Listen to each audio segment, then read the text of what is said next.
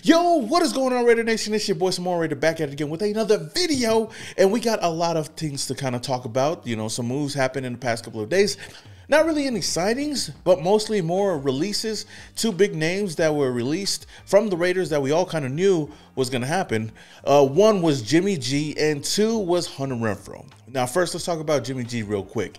He signed with the Raiders just last year, hoping to be the next franchise quarterback for our Las Vegas Raiders. Josh McDaniels, Dave Ziegler were thinking that this guy was going to be the next guy. I mean, I thought so too. I felt like he had potential to come over here and at least be a solid game manager for the Raiders. We quickly found out that he was not that guy. In just 1 year with the Raiders, Jimmy only played in 7 games, throwing for 1,205 yards, had 7 total touchdowns and 9 interceptions. Now, the biggest thing going into this cut was whether or not this was going to be a post-June 1st cut, or was he going to just be released outright right now. But reports came out that he will eventually be a post-June 1st cut, meaning that the Raiders will save $24 million in cap space, but the money's not going to be available till after June 1st. Now, I know we're going to have to wait for a little bit, but at the end of the day, we know that he's not going to be a part of the roster, meaning there's going to be a lot of questions at the quarterback position. I know that we recently signed Gardner Minshew, and I told you guys this before.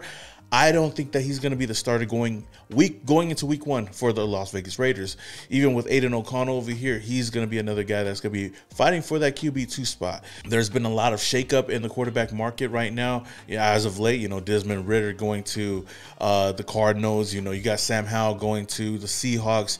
We don't know what's going on with Justin Fields. I still feel like the Raiders should be in the market for that, to trade away a second-round pick, but that's just me. We already know that Kirk Cousins got signed to that big contract. Jacoby Brissett going back to the New England Patriots. So with all the quarterback rumors going around, and even some rumors going around that the Patriots are most likely not going to be looking at a quarterback at that number 3 spot, meaning the Raiders could possibly move up if they're really serious about getting their guy in this year's draft, which I feel like they should be if they don't go out and get a Justin Fields. But outside of that, the other player that was released just yesterday was Hunter Renfrow. Now, we drafted Hunter Renfrow back in the 2019 draft when we had Max Crosby, Josh Jacobs, Cleveland Farrell, you know, all those guys over here. That was a game-changing draft for us at the time, for sure. But Hunter Renfrow was one of the 2 last remaining draftees from that NFL draft class. Now, it leaves Max Crosby as the only one left from the 2019 draft. Now, Hunter Renfrow's time with the Raiders was kind of up and down for the most part. Now, he definitely was a solid receiver, but a crazy slot receiver for the Las Vegas Raiders. He had a lot of great memories over here, you know, with Derek Carr throwing to him. And even when all of our other receiving options went down, Hunter Renfrow came out, balled out, made the Pro Bowl, had a 1,000-yard season with the Raiders back in 2021, I believe so. I could possibly be wrong about that. But nonetheless, Hunter Renfrow, from start to finish, I think has been a classy guy, one guy that was out there, you know, doing work outside of all the fumbles that he had and costed us a couple of games. But you know what? I'm not going to harp on all the negatives. I just want to say thank you to Hunter for, you know, his time over here with the Las Vegas Raiders and even the Oakland Raiders.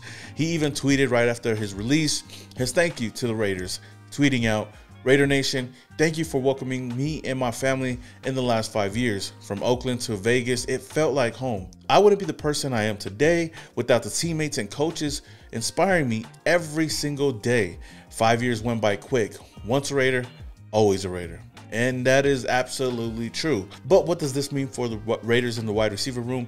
I feel like we still are going to go out, maybe draft a wide receiver. We could pick up some free agents here and there. But as far as the roster is looking right now, I know that Devontae Adams, Jacoby Myers, going to lead that pack right there. But this draft is filled with a lot of solid receivers that I wouldn't mind having on this team. And there are some free agents out there that I wouldn't mind bringing over here for a good price. When you look back at this duo between, you know, Jimmy G and Hunter Renfrow, that connection only brought in 6 receptions for 66 yards. How crazy is that? I really thought that with Hunter in here, with having Devontae, Jacoby Myers here, and even Jimmy G being the game manager that he is, I thought he would have had a little bit more receptions, especially with Josh McDaniels coming over here as the head coach. Hunter Renfrow possibly taking over that Julian Edelman role, that, you know, Wes Welker role that was really vital for the New England Patriots, especially if we were trying to bring the Patriot way here to Las Vegas. I thought that would have been the way to go, but it wasn't. Josh McDaniels basically ruined a lot of these players' confidences,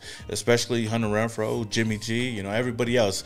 But Some people tend to forget that one of the main reasons outside of that why Hunter wasn't really excelling or wasn't really getting the ball that much is because of the usage that Jacoby Myers took up. Being that number 2 wide receiver on the roster behind Devontae Adams, Jacoby was heavily targeted, and he was one of our breakout players on the offensive side of the ball, and he took advantage of that. With that said, though, I wish nothing but the best for these two guys, man. Once a Raider, always a Raider, but we gotta move on. Now, some other players that were released by the team and signed elsewhere, one being defensive tackle Jerry Tillery. He went to go sign with the Minnesota Vikings on a 1-year, $3.4 million contract, and tight end Austin Hooper signed with the Patriots on a 1-year, $4.3 million contract. So with Austin Hooper out of the fold, the Raiders made a signing not too long after that, bringing in tight end Harrison Bryant on a 1-year, $3.2 million deal, which is worth up to $4 million. I look at this as the Austin Hooper replacement to, back up Michael Mayer.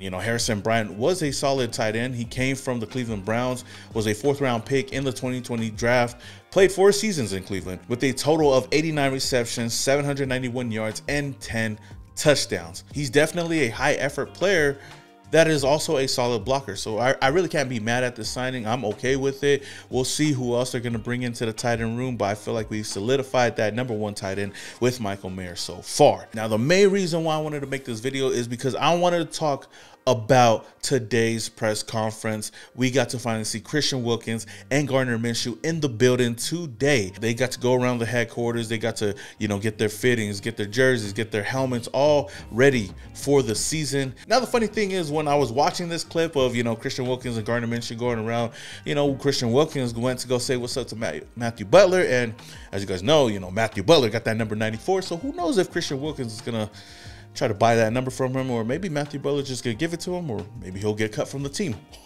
Who knows? But all in all, man, it was really hyped to see some new faces in the silver and black. I mean, it always feels nice to see some new faces in the silver and black. Now, Gardner Minshew finally got to meet Max Crosby without the pads, and it seems like these two are getting along real well. But the first thing that I seen when I woke up today got me kind of hyped was seeing Christian Wilkins sign the dotted line and him just screaming,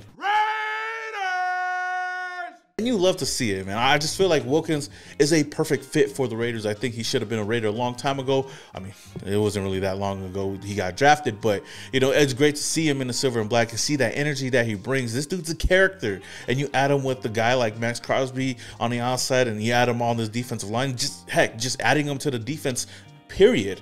It really gets me hyped up. And even him going up for his presser before anybody asked any questions, he had to let the people know. Go ahead. Raiders!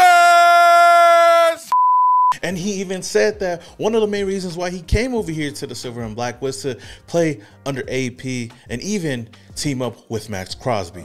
Vegas is obviously a great city, great place. There's a lot to be excited about. Coach Pierce and his energy and the things that the team was able to do last year toward the end and during his time, taking over. There's a lot of great teammates, a lot of things to be excited about. There's one big reason to definitely want to come here, and that's number 98. He's obviously a heck of a player, and I got a lot of respect for who he is and how he operates and how he plays. So to hear all of that and just see the energy that he does bring, man, really gets me excited. And I know the rest of the Raider Nation is excited about this, but this just proves that AP, being the head coach, brings people in, high energy people in, and Christian Wilkins basically proved that, as well as Max Crosby. Having a guy like that on the defensive side of the ball, it's going to be scary. I know we always say it's going to be scary when we bring all these other defensive players here, from Chandler Jones to, Yannick Ngakoue in the past couple of years, but having a guy like Christian Wilkins, who I feel like can match that energy, is going to be a sight to see. Wilkins even made it his personal goal to help Tyree Wilson take that next step from year 1 to year 2. I'm really excited to get around Tyree, truly, because even with all this going on about my journey and reflecting back on, my path kind of getting here, the way it looked for me my rookie year, I didn't think I'd be in this position. I didn't think I'd be in front of you guys. I'm definitely going to make it a goal of mine to help him out as much as I can, be there for him in any way he needs me, because I know, how difficult it can be, the pressures and all that other stuff, the expectations and all that. I'm there for him in any way he needs because, like I said, I went through all of that, and it was definitely a rough start for your boy. So glad to be here. Get to work, put your head down, keep grinding, and see where you end up. And trust, if Wilson could become that player that we all know he can be, man, the whole league gonna be put on notice. Now, Minshew also had his presser today, and of course, somebody was gonna have to ask him about being that little ass boy. Q Myers from Raidernation Radio 920. Someone's going to ask you, so have you had the little ass boy conversation with Max yet? Yeah, sure enough. Saw him. He's a big ass boy is what he is. God dang. You know, those are guys, you know, not as much fun to play against, but if they're on your team, absolutely love it, man. Excited to be with him, Christian, some of the best, you know, shit talkers I've been around in the NFL. To have them on our side, to practice against them every day, it's just going to make me better. Man, I don't know what it is, but it really feels like Minshew was just another player that was born to be a Raider. He is that misfit type of, you know, quarterback that is just himself out there. And, you know, us being Raiders, we always bring in those guys that have that, you know, character about themselves that can go out there and ball as well. Now, even though I'm not expecting him to be the #1 quarterback going into the season, he's going to come in and compete. And that's one of the main reasons why he did sign with the Las Vegas Raiders. With all that being said, though, it was great to see some new faces at the facility, and I cannot wait to see them play in the silver and black. I know these past couple of days have been really quiet for the Raiders. We haven't made any big moves, but I feel like a big move is going to be coming really, really soon. I know they got to move up their sleeves, so whatever the Raiders decide to do, Tommy Telesco and AP, I trust the process. Like I trust all the other processes that haven't worked in the past couple of years, but that's besides the point. Nonetheless, Raider Nation, what are your thoughts on the latest news? And with about $20 to $30 million in cap space still remaining, who is somebody out there that you guys still want the Raiders to go out and bring in? Let me know down in the comments below. With that being said, until the next video, this is your boy Simone Raider, and your boys, yeah.